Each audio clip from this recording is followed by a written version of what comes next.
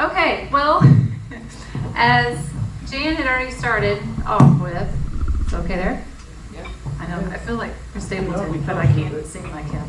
Yeah.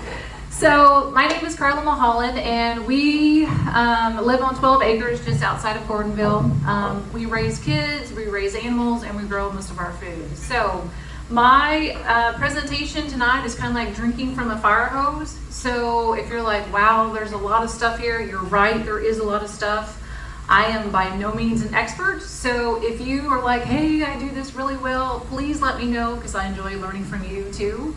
Also, there's a couple of times I mentioned products throughout my presentation. It's not that I'm a paid sponsor or an endorser of anything, except for good food. And I'm just telling you what works for me. But again, if you're like, hey, this really works better for me, awesome, share, would love to know what you've got. So before we get started, I actually wanted to start in Genesis in the beginning. When I was looking at Abram, and Abram had heard that his relative is in trouble, and so he took not one, not two, but 318 trained men down to as far as Dan.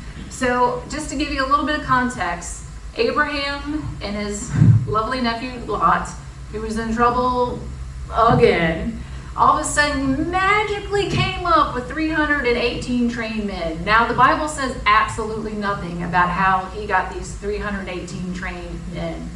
But if you look at the verse very closely, he had a gut feeling like something just wasn't right. And that gut feeling, that intuition, it's really a connection with God, let's be honest. Told him, doesn't look right. I probably better start prepping. I better start training out. And so I don't know about you, but that's kind of how I've been feeling, especially for the past 5 years, that I can't see what's going on, but I don't like the way it's going, and I better get prepared in more ways than one. So that's kind of what the basis for my presentation is going to go for. So the first topic that we're going to look at tonight is fermentation. And your gut bacteria has 80% good bacteria, it has 20% bad bacteria. They live in harmony every day, day in, day out, without you even knowing it. So when you eat fermented food, you're actually putting the good microbes, the good bacteria, you're strengthening the good guys in your gut. Another reason why you would want to ferment, one, it's super easy. It doesn't take any time. Trust me, I've done this at 10 o'clock at night. It takes no time. It's super cheap. It's super quick, like I mentioned before. You can keep things fermented as long as they are staying in a brine, and we'll talk about brine here in just a little bit, for a very, very, very long time. One thing I did want to mention when you ferment is not all salts are created the same, not even close. And the more I learn, the more I'm like, oh, not the same salts. But I would highly recommend Redman's real salt. And one of the reasons why I like Redman's is because not only does it contain salt, but it also contains all the minerals within it too. So you got the whole enchilada there ready for your ferments. So when looking at ferments, kind of the darling right now in the fermented world is sourdough. So used to, I'd be like, hey, are you doing sourdough to my friends? And now they're like, all right, okay, now tell me how do I do sourdoughs? How do I get started? So it has definitely changed over the past definitely 5 years. So if you want to do a sourdough starter, it is super easy. All you do is you take a bowl. Then you take a half scoop of flour. You put it in the bowl. Then you take a fourth cup of water. You put it in there. You stir it up. You sit it on the countertop and you leave it. My kind of recipe. So when it starts to bubble, that means it's fermenting. That's a good sign. After it is fermented, then you can start doing all kinds of bread recipes. And there are a bazillion recipes out there. There's tons. We could spend all night just talking about sourdough. So this is the recipe that I have found that works for me. One thing I do want to mention about sourdough is that not all flours are created the same. So I would highly recommend using ancient grains. So ancient grains, when I say that, I mean einkorn, I mean kamut, spelt, emmer, probably things. I don't know, how many of you in this room have heard of those grains before? Yeah, oh great, awesome. So just a fun fact, because I love history, is when they sang amber waves of grain, that was actually einkorn. Einkorn is very tall, very beautiful when it's close to harvest. So I would recommend using those for your gluten sensitive people. If they have problems with cracked, hard red wheat, A lot of them can do ancient grains and have zero issues. So check that out, see if that works for you. One thing I have learned with sourdough is that you have to knead and slow down, which is good for me to know, for 10 minutes. I've put it together before, I plopped it in a pan, I set it on the countertop and said, see ya when I see ya. It does not rise. There's nothing more aggravating than having flatbread, and I have 3 sons, and I look at it and I'm like, nope, not gonna do that. So take the time, knead it for 10 minutes. A lot of times what I do is I put it in my stove. I don't even turn the light on. I just let it ferment overnight. When I get up in the morning, I bake it, and voila, I've got breakfast right there ready to go, or snack, or whatever. So the next ferment we're gonna look at is yogurt. So with yogurt, have you guys seen the prices on yogurt? I had no clue until someone's like, yeah, you get this little bitty carton and it's like $20. No, it's not that much, but it's pretty expensive, when in reality, you can make your own. So you need to find a starter. So either a starter can be from a friend, or you do have to, let's say, buy a container of yogurt from a store, use that as your starter, but then you'll never, ever, unless you kill it, which can happen, then you'll never have to do your starter again. Oh, shoot. Back up 1 second. This is what my sourdough, I was just standing here, I'm like, what does that smell? It's my starter. So I was gonna clean this up so it looks super pretty for my presentation, and I thought, you know, that's not real life for me. It's really not. You can see where it has bubbled over.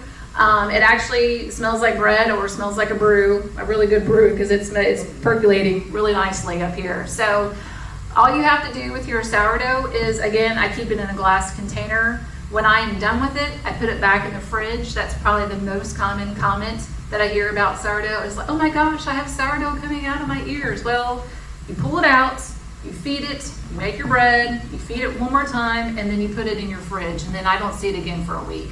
If you keep it on your fridge, you bet you're gonna be going through sourdough. However, there are so many wonderful ways to use sourdough in scones and waffles and pan rolls, and I could keep going on until tomorrow, the number of recipes that you can do with sourdough.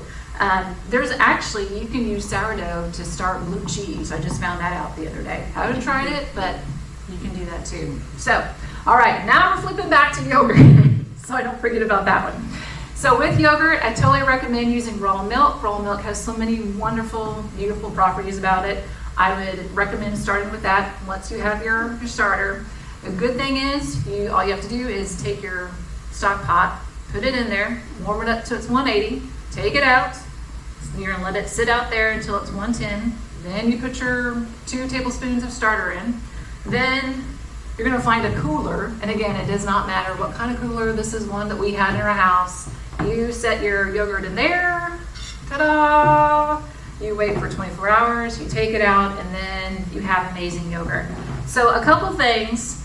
One, I'm not a precision person. I measure occasionally, maybe. So when I do my yogurt, and it's in the stock pot, and it's boiling and boiling, I don't always measure. I don't put my thermometer in and be like, oh, it's exactly 180. I will take it out and I will set it over here. No. So what I do is I look at my yogurt, and it forms a skin. So kind of a plastic little thing on top. When I see that, I'm like, bam, it's 180. And so I sit on my countertop, and then I run around and I do other stuff. And then when I come back, I'm like, oh, it's still warm, but it's not cold. That's 110. Put it in, and then I put it in my cooler. So if you have a thermometer and you have time to do it, you're not really sure, if you're not sure about drinking crazy milk that's been fermented, definitely use the thermometer. After a while, you're like, forget it. As long as I see a skin, 180. As long as I can put my hand on it, 110. That's all you need to know. So this is one, and you can tell we're getting near the end of season for several items because my kids have ate 3/4 of it, let's be honest. So what you're going for is this nice kind of jello, I don't know if you can see, kind of gelatine looking stuff on top. So you're probably like, well, that's weird because the stuff I buy from the store doesn't have this yellowy stuff. That's whey. That's like gold. Do not throw it out. Key term there. For several reasons. Reason number one, it has lots of the great microbes. Give it to your animals, give it to your dogs, give it to your chickens, whatever, give it to them. Do not throw it out. If you're a gardener, use the whey, to put that around if I have a struggling tomato plant, I will put whey around that and it pulls them out every time. Great stuff, use it, don't throw it away. You can with homemade stuff, put fruit if you want to. I usually don't put fruit in it until like the end product, and we have what's called parfaits at our house. It's a sneaky way of getting my kids to eat yogurt. So we do yogurt and we do fruit, and then we'll do like cocoa nibs or nuts or something on top, and voila, then you've got this great snack at the end of the day to help their GI tracts. So that is yogurt. Moving on to the next one is sauerkraut, and like I said, folks, it is the end of season. This is my last jar of sourdough, and I'm like, don't eat this, boys. And here we are. Here's my presentation of a fourth of a jar of sauerkraut. So with sauerkraut, you can do, this is purple cabbage, obviously, or you can do white cabbage. A lot of times I use purple, and the reason why, when it turns a different color, purple turns almost like a maroon pinkish color to it. And so it is fermented, and you can't really tell. When I used to do white cabbage, it would turn brown. And there is no way I'm getting anybody in my house to eat brown cabbage. Not a chance. So with purple and ferment, kind of hide it a little bit, and they will still eat it. So with cabbage, you take your cabbage, you cut it up, you set it in a tub or a lug. Take your salt, again, your Redman's your good salt. You're salting it down. You're going to, I usually walk away, and I have on there at 30-ish minutes, and I say ish. It's more like I did that in the morning, I forgot, and I ran over here, we did this stuff, and it's 9:30 at night, and I'm like, well, there you are. So, however long it is, but at least 30-ish minutes, you're gonna come back and massage your cabbage. Then, if you have one of those beautiful old crocks, use it. They're fantastic. It has the weight on top that keeps all your lettuce leaves submerged. I don't have that, and so once again, the lowly mason jar, which is my best friend, is what I put it in. So I put my cabbage in, I take it, I push it down, push it down, push it down, push it down. I don't have the really cool weights, so I use the cheap man's method, where I just use like the stem or some part of the cabbage that looks good, but I'm not going to eat it, and so I'll put that down, and that holds my leaves down. To make a brine, it is 2 tablespoons of salt for 4 cups of water. And again, when you do a brine, you can brine anything. The sky's the limit. So I've done carrots.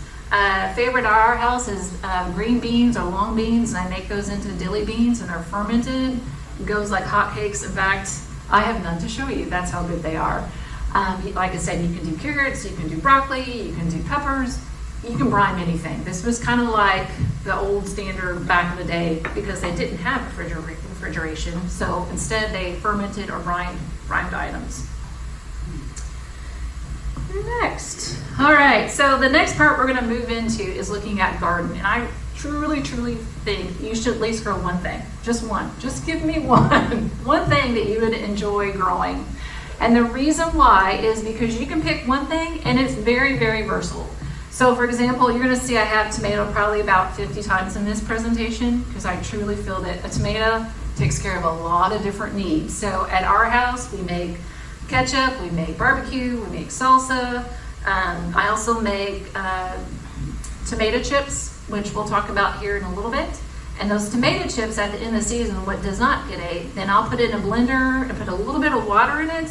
And then basically it's like my tomato paste. So I don't even have to buy tomato paste with a tomato. So if you're not growing at least one tomato plant, I would encourage you so much, and there's a lot of people out there, me included, who have raised tomato plants from seed, and so I have these like 10 lonely tomato plants that need a home. And so ask your friends or neighbors, hey, do you have any extra plants? More people than you would be surprised at would be happy to share with you. Or if not, they're super cheap to start with too. It is better to start with something small, like one container. That's all you have to do, one container, as opposed to I want half my yard into a garden that I'm not gonna care about come August 1st when it's 120 out and the weeds are overtaking it. So start small, start with something, anything. Okay, a couple things is I've had several friends that are like, oh, I planted this and that and radishes and turnips and I don't know what this is, but I planted it. Well, that's great. However, if you're not going to eat it or preserve it, there is no need to grow it. So pick things that you like, that you know you will eat, or you can turn it into something that you can eat. As I mentioned before, plants that I would start with are tomatoes. Again, super easy, very hard to kill a tomato. In fact, it will probably grow bigger than what you have ever expected. Another one is like your spinaches or your lettuce, arugula. All of those are very easy to grow. Like I said, you can put them in a pot. And probably the easiest of all is herbs. It is really hard to kill an herb because most of the time they are forb, or AKA a weed, just a fancy name of calling a weed is a forb. You can't kill oregano, it's gonna come back. You can't kill thyme, you can't kill fennel, it will come back. And then some. So start with your herbs. A lot of the herbs that we have on the shelves right now in grocery stores are from China. Never been to China, don't know anything about them, so I'm just gonna keep it right here local. So super easy to grow. A couple other items I would suggest too is there's nothing more fun than being able to walk through your yard and be like, oh, I want a handful of this and I want a handful of that. So use blueberries, use raspberries, use blackberries. I will tell you, blueberries are very finicky, and if you don't have acid soil, they're gonna die. So just make sure you do some kind of a soil test, see what the pH of your soil is. Blackberries are definitely like my gold crown best of the best because they grow in anything and they grow with very, very little attention. So clay soils, sand soils, you name it, they'll grow. Easy peasy. Same thing with raspberries. Most of them you have really, really bad soil and they will still survive. Very little love, they will survive.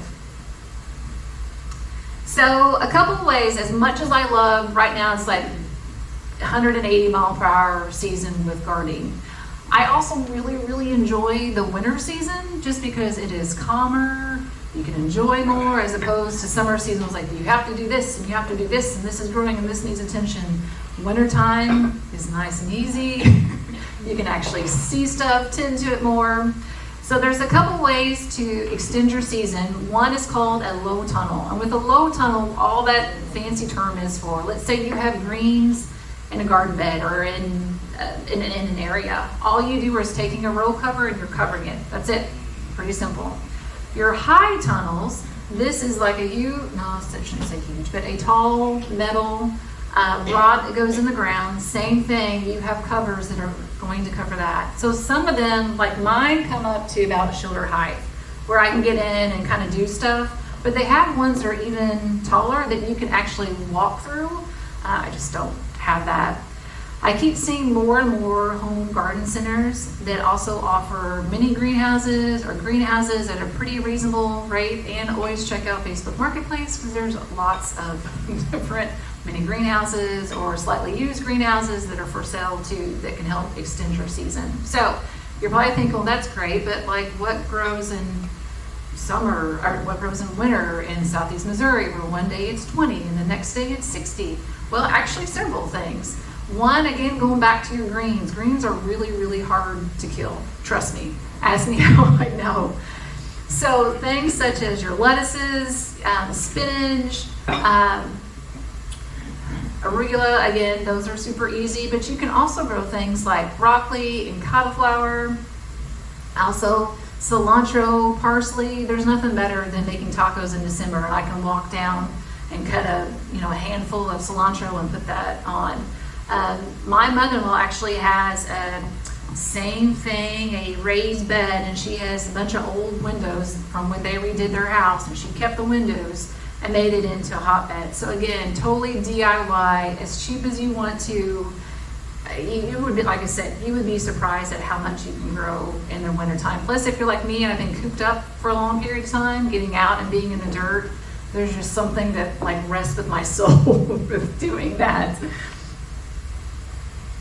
All right, now you've got this amazing harvest. So it's September, it's late August. What are you gonna do with it? Well, you actually have lots of items. First one is probably the easiest one, and that is water bath. And really all you need is a stock pot, and I just brought my lid tonight. But as long as it has a hole for the steam to come through, you're good to go. So stock pot, a lid with a hole in it is all you need. In fact, my grandmother gave this to me. I think she got it from Walmart, so it's probably pretty inexpensive at the time. And with that, anything that's acidic, so your fruits, your tomatoes, they can all be water bath. You can put it right on your stove, good to go. If you don't have already, I would totally suggest, you can tell by looking at mine, it's been used a few times. There's splatter marks everywhere and notes, but this is like basically my food preservation Bible. Blue Book Balls Home Preservative. It used to be Blue Book's Ball of Candy, but anyways, or home preserving, they're calling it now. So I would highly suggest getting this book. There's a bazillion different recipes to keep you busy from here until the sun goes down. So from chutneys to mustards to anything you want to know, this book has got in it. And they've done the research on it too, so they know exactly how long it's supposed to be in there. It's Ball's Complete Book of Home Preserving. And I think they have a newer edition out now. It's still the same thing. So I would recommend, like I said, getting that if you don't. If anything, like I said, the recipes in here are fantastic. I've used lots of them. So with the pressure canning, that one I'm so nervous. Oh my gosh, how am I going to do this? Because you hear all these horror stories of people blowing up their house. Well, how many of you have heard stories of people blowing up their house with pressure canning? None. Big fat zeros, except for the lady back there who's shaking her head. Okay, so one lady out of all of us who's heard of that. So just like everything else, we're like, oh my gosh, don't do it. No, it's actually pretty easy.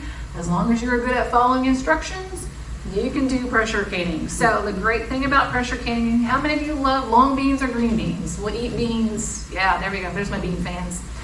So beans, because they have a very low acidic rate, they have to be pressure canned. Pumpkin, I love pumpkin. And so another item, because it's low acidic, has to be pressure canned. There are other items too, like if you decide to do meat, pressure canned meat. How many of you like kettle cooked beef? That's where you're kettle cooked. I know, good stuff. Kettle cooked beef has to be pressure canned because it is low acid item. So again, very easy. There are super high dollar pressure canners, and actually my pressure canner is from like 1969. One of my clients didn't want any more and was like, hey, do you want it? And I said, sure. I have her markings and books from pressure canning, and that's all I use. So again, you can go super low tech or you can go super high tech. Again, a lot of these are being sold or people are getting out and wanting to pass it on to someone else. So super easy to do that one. The other one is dehydration. How many of you have a dehydrator? Oh, cool, some of you do, awesome. And there are so many different brands that are out there. You, again, can go super high tech or you can go super low tech. So the low tech version of dehydration is you have a cookie sheet, you have an oven, you set it to 150. If it hopefully goes that low, you put your item in there, you dehydrate it, and voila. Same thing as buying a fancy schmancy dehydrator. You can pretty much dehydrate anything. Everyone's like, oh, what about banana chips? Yes, those are fantastic, but you can do way more than just banana chips. So like I said before, when my tomatoes are out of hand, because I plant just a few, I'll go through and I'll slice them up and I'll put them on my dehydrator trays. I'll sprinkle salt on them, dehydrate it, and now honestly, that's our snacks. Excellent. You can be super creative and also sprinkle basil on it if you want. Dehydrate it. One thing when you dehydrate, and there's actually two things when you dehydrate. One is that you have to use an oxygen absorber. There's no way I'm going to get that. But anyways, this little blue thing here at the bottom, that is an oxygen absorber. You have to put that in your jar so that your stuff stays fresh. Nobody likes the gummy, dehydrated product. Trust me, they don't. If you do things in mass quantity, you'll need a Mylar bag, which is a big, like silver bag with another oxygen absorber in it. And again, you can put it in a 5-gallon bucket with a top on it, and it'll stay there for a long time until your kids find it, and then it won't be there so long. So that leads me into my next one, which is a freeze dehydrator. And this one is kind of fun, and it's kind of a pain, because it takes items like these are, if you can see apple chips. And so we slice them up, we put them on these trays. It freezes the item, and then it will take it and evaporate the water away from it. And so you have this nice crispy, probably can't hear the crunch, but anyways, nice crispy product there at the end. And so for us, while I love freezing, most of our meat goes in the freezer, and meat takes a priority over the fruits and the vegetables. So instead, most of like I said, fruits and vegetables will go into either dehydration or a freeze dryer. A freeze dryer is costly, no doubt about it. Used to, you had to go online and go all through this process. Now I saw them the other day at, well, is it Orscheln? Always forget, not Orscheln. No, not Rural King. Not Buckeyes. Tractor Supply, yes, TSC, yes. So are they at Rural King too? Okay, well see, I didn't even see that. They did have one on there. I don't know. It probably is. In Buckeyes. So again, used to very hard to find. Now it's super easy, like I said, to find them. They do have maintenance with them, so you have to fill it with oil, which again, not that big of a deal. But as like anything with technology, it has software updates. So you have to update the software. So I have to like tell myself every time, this is good. Software updates are good. It's a better product, but sometimes it's really easy to just can my stuff and call it good. But everybody loves the taste of freeze dehydrated item. You can also do fruit leather too with actually freeze dehydrator or a dehydrator. And this is one thing my kids love. Applesauce is a great one. You have basically a sheet, you spread out your applesauce, you dehydrate it, you come it out, you roll it up. Again, you put it in some sort of a jar or a Mylar bag with your oxygen absorber. And then like we have fruit roll-ups for the entire year. So very, very easy to do. Okay. So, hello? Okay, I can just talk. Yeah, I think it's the battery. Low.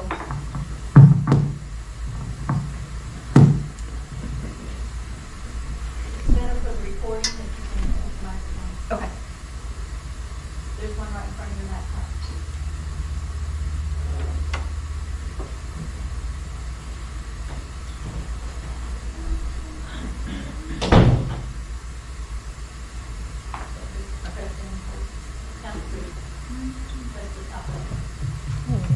Hello? Can you hear me now? Okay. Yeah, I think we're good. Crisis averted. So another thing too, like I said, you can freeze stuff, but meat, fruit. Meat, fruit. Meat always wins. It always wins. So if you were so inclined to use meat, to freeze stuff, excellent. Jellies and jams, that's another way that you can preserve your harvest. And with this, I highly recommend using Pomona. It comes in a little blue, it's a cute little blue box. I'm not a fan of the other products, and this is the reason why it would always drive me insane. You'd have 2 cups of strawberries, but you have 8 cups of sugar. It would taste like sugar to me, and I tasted no fruit at all. So I was really bummed. I was anti-jelly. And then a friend was like, hey, why don't you try Pomona? So I tried that, and you can actually, it only uses a half cup of anything. So you can use sugar, or you can use maple syrup, or you can use honey. And we actually have bees, so I mean the logical item is just to use a half cup of honey. So again, that's Pomona, and like I said, it comes in a little blue box. And I've been very happy with that because I can actually taste the fruit instead of the mounds and mounds and mounds of sugar. Animals, one of my favorites. So why am I encouraging you to have some kind of animal? Well, for several reasons. One, because they pretty much complete the food cycle. Americans throw out an obscene amount of food scraps. No country in the entire world throws out as much food scraps as what Americans do. So why not put those food scraps to good use? So either through you eating eggs from the chicken, or you're harvesting that animal that ate the food scraps that you provided for them. So another reason why to use animals is if you are pasture raising them, they're way cheaper than buying grain, way cheaper. Another thing too is animals, if you have kids or grandkids, excellent way to teach responsibility. Did you feed that animal today? Did you clean out their bedding? Did you add more bedding? That, to me, I feel like is probably the best part of having an animal is, like I said, it teaches the kids, they're relying on you. You're going to have to take care of it. Another item, too, with having animals is that you know how they're born, you know how they're raised, and how they're processed. So instead of knowing, well, I think I have pigs here, but they were sent to China and processed, and then they come back here and they slap a label on, you don't have to worry about that because it was raised right on your property. So again, like I said before, I enjoy history. So a little fun fact about the Romans is they actually, when they were going to conquer a country, these countries knew that they were coming to be conquered. So any cows, pigs, chickens, rabbits, whatever, deer, they would come through and they would slaughter as much as they can because they knew if the Romans came, they would have a food source. So they killed off everything. Well, the Romans, regardless of their bad intentions, were actually very intelligent. So they started carrying around a chicken tractor behind them. So these chickens would be at the very end of the procession of the Romans. And so at night, they would let the chickens out to eat, wink, wink, what was left over in the battlefields, wink, wink, as a food source. So then that way, the Romans had a source of eggs, and if there was a rooster there, because they had, roosters with them too, they could easily kill a rooster, and then they had chicken. So they had chicken and eggs. Like, how many more meals can you get from eggs? A ton. So very intelligent of the Romans to coin the chicken tractor. Like I said before, I love chickens. I'm not gonna lie, I do. They're kind of like the gateway animal. All you have to do is start with 2 or 3, and then before you know it, you have 50. That's how cute and cuddly. I've seen friends who were anti-chickens, and then now they have a surveillance system on their chickens to make sure nobody's touching their eggs. It's kind of crazy out there. So if anything, and Cape City Ordinance and Jackson City Ordinance, they both allow chickens. So there's no reason why you can't have 2 or 3 chickens. If you go on vacation, neighbors love to watch your chickens because they're getting eggs. It's been a long time since I've seen prices, but I've heard the squabbling about prices, so another reason to go get chickens. Anytime you go through and you start weeding out your flower beds, don't throw those weeds away. No. All those weeds are going to go back to your chickens, and they love weeds. So anything henpeck, when people are like, oh no, we don't like that, or we don't like violets, no, give it to the chickens. They adore it. So if you are going to keep chickens, you live in the city, you have 2 or 3 chickens, keep them on deep bedding. Now, what is deep bedding? That is this is a Joel Salatin thing. So if you don't know Joel Salatin from Polyface Farm, he's amazing. Totally check him out. And we started using this method, works fantastic. You use mulch chips. So what I've done, I've gotten to know my friendly shade tree cutters. And so when they have loads of mulch, they know to come to my house and they're dropping off a load of mulch. I get mulch, they get some of my jelly, so it works out great. So you put your mulch down, you do 2 layers of mulch. So 1 week, you put mulch down. 2nd week, you put another layer of mulch down. 3rd week, now you put straw or green or something. So what you're trying to do is balance that carbon, nitrogen level. So if you've ever been to some place and you're like, wow, it smells like animals, that's because their ratio of carbon and nitrogen was not balanced. So once you do a deep bedding, smell is not an issue at all. Or as Joel Salatin would say, the carbonaceous diaper is what you just created with a chicken. Also too, if you happen to get a rooster, no big deal. Keep in mind, you can process them. In fact, when I was talking to my grandma about chickens, and I'm like, yeah, we have these meat chickens. And she was like, what do you mean meat chickens? Way back in the day, there was no such thing as a meat chicken or a Cornish cross.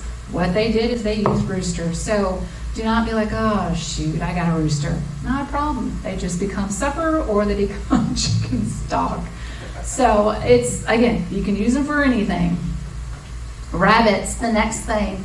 Super easy to raise. Rabbits, they breed like rabbits. Yeah. So my middle son takes care of the rabbits, and it is like black gold. The manure is the best. Like, I can't praise it enough. So he came up with an idea, and actually, again, it was from Joel Salatin at Polyface Farms again, called a hairpin. So what we do is he puts his young bunnies, once they're old enough and weaned from mom, in this hairpin, which is big, kind of rectangle thing. And again, ours is big because it will do in our yard, but you could easily use something smaller. And we pull it every day to a new spot of green grass. So all that clover, if you don't like clover, like, oh, I don't like the white clover, not a problem. The rabbits will eat everything and they'll fertilize your yard at the same time. So I don't have to buy fertilizer. My rabbits do that for me. I don't have to worry about clover because they eat my clover too. So it's a win-win situation. So again, like I said, rabbits are super easy to process. Again, my middle son does all this and I'm like, oh, processing rabbits today. Okay, great. Let me know if you need me. And he never does. Super easy to do.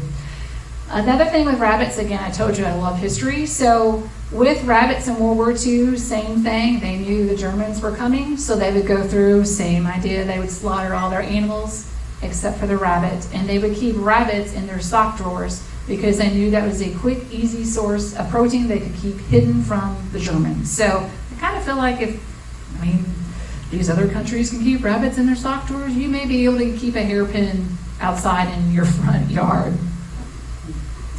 So not necessarily an animal, but bees instead. I think was it 2 years ago, we had a gal come up from Dexter, Poplar Bluff area who gave a phenomenal presentation on bees. So if you have not seen that, check out the link that Jan showed you earlier on the YouTube channel. She's on there. I've seen it twice now. I've watched her in person and watched it again. Excellent presentation on bees. Bees are fantastic. As you know, there's been a huge push of trying to save bees. They're fairly easy to get into. That's my husband's gig is the bees. And I would highly suggest getting a mentor because every time he's like, yes, I got it. And the bees are like, see you. And they fly off to the next county. So definitely have a mentor. There's been several times he's pulled out what little hair that he has left trying over bees. So have a mentor that you can talk to. You can do wild bee swarms. So right now, a wild bee swarm, say that 3 times. We have them kind of placed all over our property. And basically it's a box with a small opening and it's with lemongrass essential oils that's in there and that attracts them in. So I just learned this the other day. So lucky you get to hear me talk about it. So when the drone bees are out, they go to the beginning of this, or the entrance of the wild swarm, and they will fan in their pheromones, so like their hormones, letting the other bees know, hey, this is where we're going to congregate. So before you know it, then all the swarm comes in and they start hanging out. So once we see that happening, and again, I did not know this before I had bees, but you can literally hear them just buzzing around. They're like, hang on, what's going on here? Well, you've got a swarm. So again, you can catch it, you put it in your hives, and then you have bees. And it would be nice if it was like, oh, happy story to the end. A lot more to bees. Highly recommend you checking out that presentation. She gives you way more details, but bees are fairly simple to keep, very hands-off. I mean, they've been here since the beginning of time. They'll survive. Last one is fungi. Kind of save the best for last. If you have not seen already, Missouri Conservation, I know we just talked about them, but they have an amazing book called Missouri's Wild Mushrooms. Grab it. It's a wealth of knowledge. As you can tell by looking at it, it's been in the field with me several times checking out mushrooms. This is a thicker book, but then they also have a thinner book because I love mushrooms so much in my console, and I can pull that out and look. One time I was at Crossroads Trail next door, and I thought I had this amazing amount of mushrooms. I had it all loaded up, and I'm walking back to my truck, and I pull out my field guide. They're poisonous. I'm like, well, fruitcake. And off they went. So some of my favorites are oyster. In fact, I love them so much, I end up getting mushroom logs just because I, love mushrooms. Another one is the cavitate, or the highly prized morel mushrooms. I've only found 2 in my life, and if you've ever asked a mushroom hunter, hey, where's the morels at? They won't tell you. They won't tell me. I'm like, I will trade you pork. I will trade you salsa. I will trade you maple syrup, whatever. Nope, not going to tell you. So if you get an insight, consider yourself very fortunate because most won't talk. The other one is chanterelles, and there are lots of actually city parks Klaus Park has an amazing amount of chanterelles. I can't believe I just told you that. Darn it. But anyways, an amazing amount of chanterelles in the summertime. Mushrooms, you cannot eat them raw. They have to be cooked. So one of my favorite ways, and again, write down the recipe for this: butter, salt, pepper. That's it. So I chop them up really small. I put them in my cast iron skillet, put it with my butter, salt, and pepper. And what mushrooms will do at first is release all their fluids, so it's super juicy. And you're like, oh my gosh, I put too much butter in. No. Just wait. Because they release all their fluids, and then they suck them all back in, and then it becomes this beautiful dish of mushrooms to serve. If you are like my family, and I have two very stubborn non-mushroom lovers, not a problem. All you have to do with this is put on your dehydrator that we talked about earlier. Dehydrate them. Then you powder them. Then you put it in every baked good. So every time they're eating a scone, there's mushrooms in it. Every time they're eating a pumpkin pan roll, there's mushrooms in it. So you can still get mushrooms into people's food. In fact, my kids are so used to, they're like, what's in this today? What else is in here? Kind of like liver. Liver's in every meat product I have. They're like, where's it at? I don't see it. I know it's here. So why am I like harping on this point of mushrooms, and mushrooms are so fantastic? It's one of the few sources out there, natural sources out there, that are extremely high in selenium. Like, that's the reason why you want a good mushroom. What does selenium do? Everybody knows about magnesium. Very few people know about selenium. Selenium goes around your cells, kind of like a face mask. It wraps around your cell, and it protects your cells so that viruses and whatnots that are out there cannot go in. In fact, there's been several studies, and I'm not saying like one or two, I'm saying like 50 to like 100 research studies on selenium and the benefits of having selenium in your diet, because it protects whatever foreign invaders are out there from coming in. So you can do pill form, supplement form, all good and grand, or you can do mushrooms, which are free. It only takes you walking out through the woods. And if you're like me, after a long day, the serenity of the woods and looking for mushrooms is probably the best. So I wanted to end with these couple of proverbs just to solidify kind of what we've been talking about. And the first one is from Proverbs that says, the horse is made ready for the day of battle, but the victory rests with the Lord. And the second one is, a prudent man sees danger, takes refuge, but the simple keep going and suffer from it. Do not be the man on the Titanic rearranging the deck chairs. Because let's be honest, we're going to have to be physically strong, and we have to be spiritually strong. We all know something's coming. You can read Revelations and see that we've got something coming. There's no doubt about it. So let your peace as a Christian carry that through to other people who are not seeing peace because times are crazy. This is the biggest time really in history, in like our entire however many years that we've been on this planet, to witness that Jesus Christ is Lord. There's no doubt about it. I mean, the time is now. The time is right. The fruit is ripe. The fruit is ripe for picking. So I just want to continue to encourage you. Happy to share, like I said, my wins, my losses, so that we can work together. If you've got a garden and I've got, pork, hey, let's switch stuff. You've got too many zucchini, I've got too much bacon. Can you ever really have too much bacon? Probably not. Let me take that back. But anyways, it is time to neighbor up. It's time, like I said, to, same thing, be physically strong, which is what we talked about, and then again, stay strong in the Lord. So, what questions do you have? Here.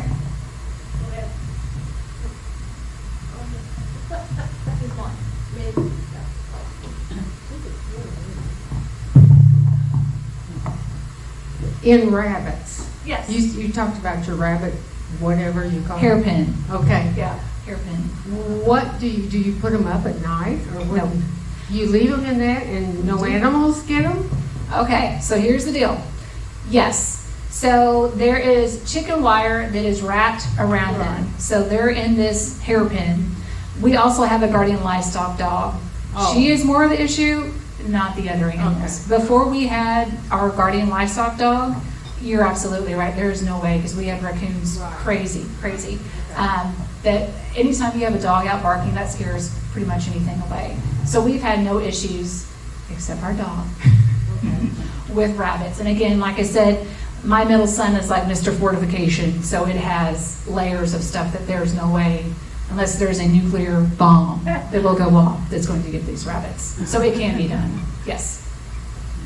Well, I love to garden, but like most people, I don't have time to weed. Yeah. Tell me how you do that without spending all day weeding. Sure. So a couple things. Do you have a raised bed or do you have a bed just on the ground? Okay. How big is your garden? It 10 by 10. Okay. Do you feel like that's manageable? This is my first year of having it. Oh.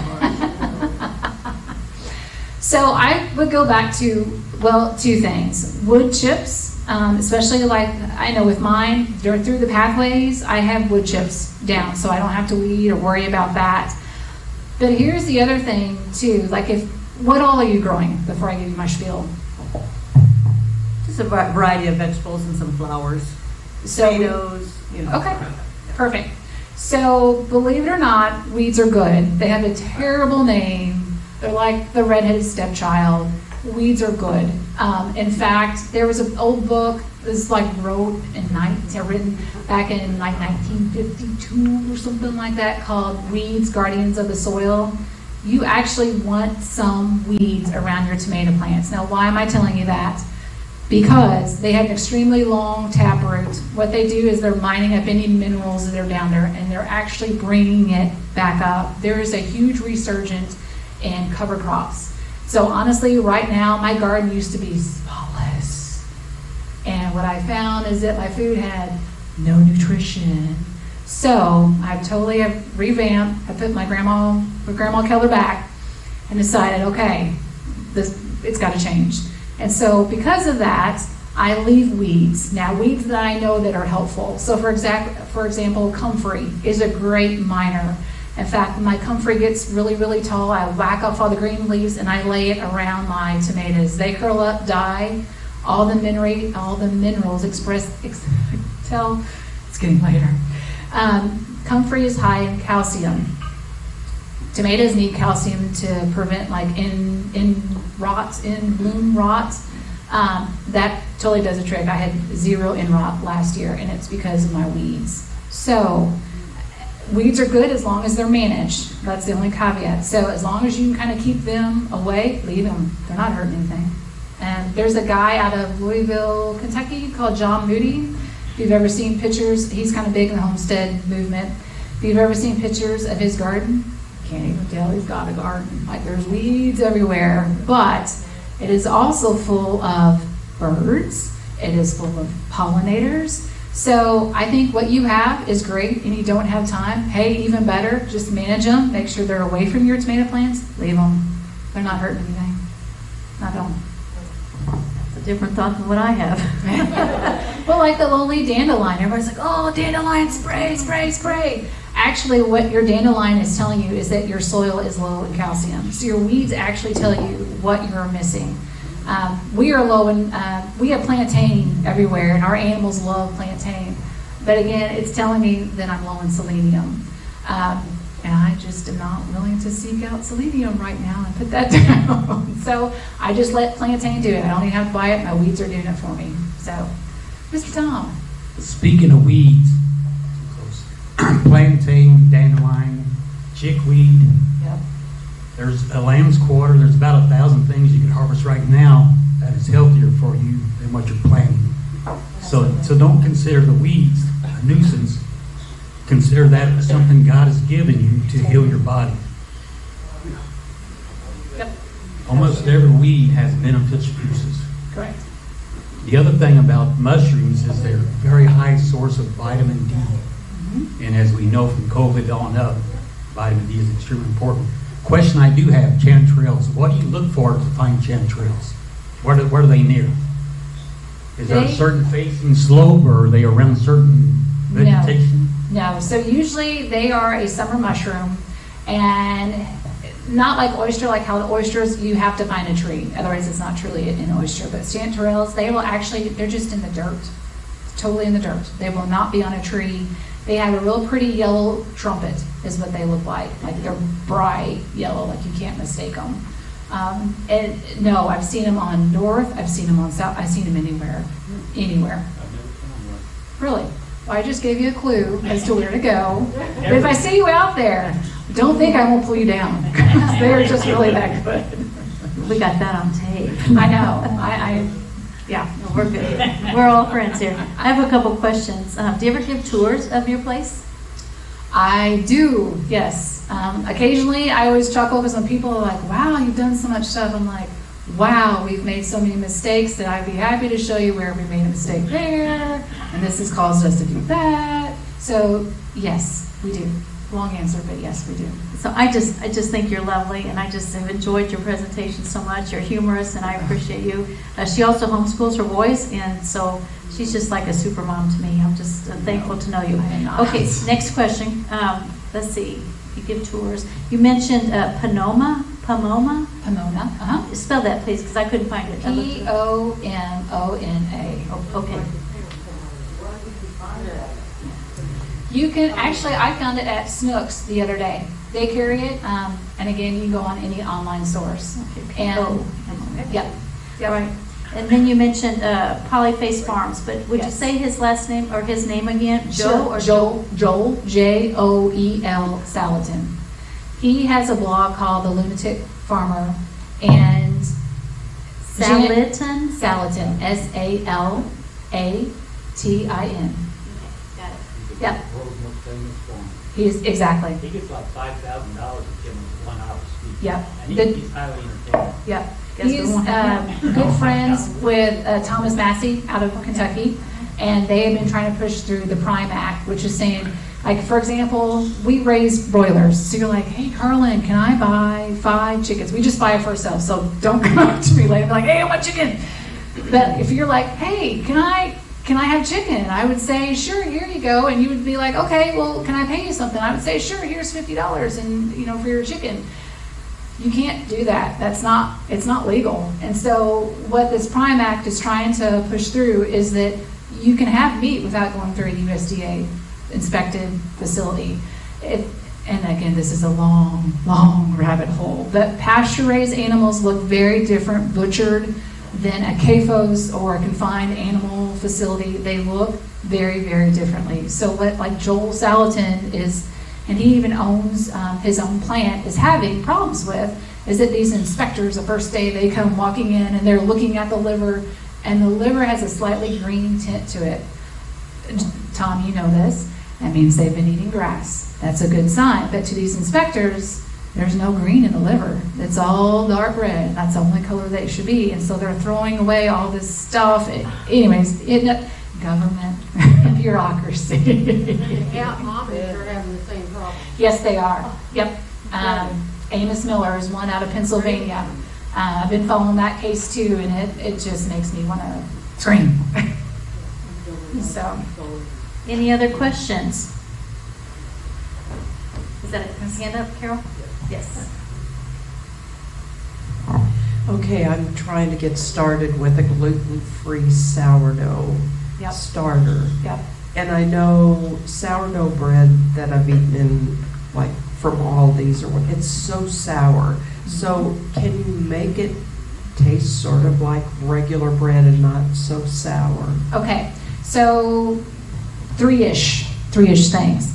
First, the longer that you let some, like sourdough ferment, so when you have a 12-hour ferment, it is not very sour. So like when I make homemade cinnamon rolls, like for Christmas or for Easter or the boy's birthday, they're like, don't make it sour, Mom. Wink, wink, don't do it. I love sour, they hate it. So 12 hours is a great amount to keep it fermented without it tasting super soury.